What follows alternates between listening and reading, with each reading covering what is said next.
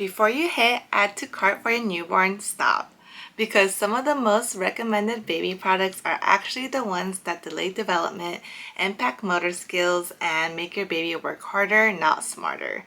At a pediatric OT and now a mom, there are 5 things that I would not buy, and today I'm telling you exactly what they are and what to use instead. This will help you save money and help your baby thrive.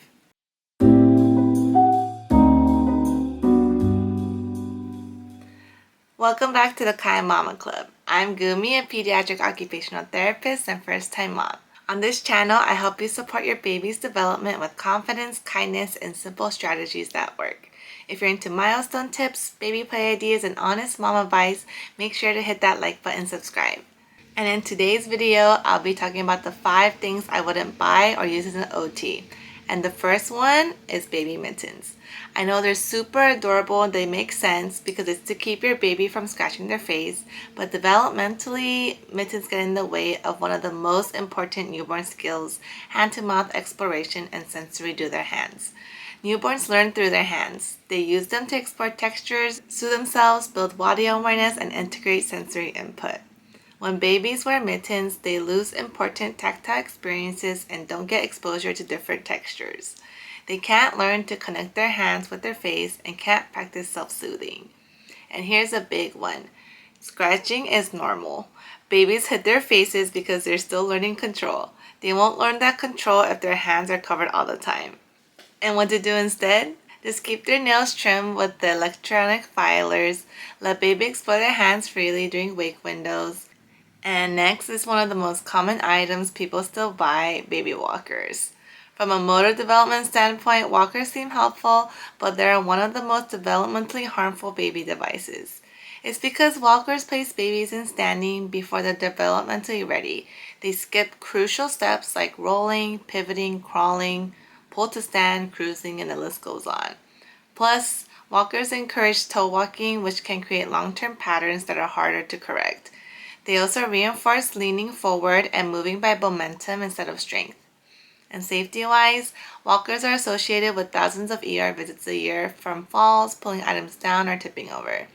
So instead, do a lot of tummy time, sideline, and encourage transitions from sit to stand, and I have a video on the 5 tummy time techniques if you wanted to check that out. These activities strengthen the muscles needed for safe, natural walking, which is what we want. The third one are bouncers and jumpers. These are super popular because they give parents a few hands-free minutes, which I 100% understand as a mom. Developmentally, they're not great, but I totally understand if you have pets or other siblings and just need a safe place to put baby for a couple minutes.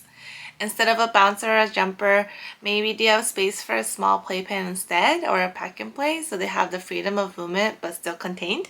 When babies spend a lot of time in bouncers, they develop tight hip flexors, rely on the device for support instead of their core, and they bounce using toe extension, encouraging toe walking, and don't get sensory input from the floor that promotes motor learning, and their movements become more reflexive rather than controlled. We want as much freedom of movement as possible and build strength more naturally and safely, so this one is on the list of things I wouldn't buy. The fourth item is sit-me-up seats. These promise early sitting, but any device that forces the baby into sitting before they're ready isn't developmentally supportive. This is because to sit independently, babies need trunk strength, hip stability, balance reactions, rotational control, and the ability to move in and out of the position independently. When a baby is placed in a molded seat, their spine rounds or hyperextends, and they lean on the seat instead of engaging their core, and they skip the transitional skills that build coordination. They'll spend less time rolling, pivoting, and crawling, which are essential milestones.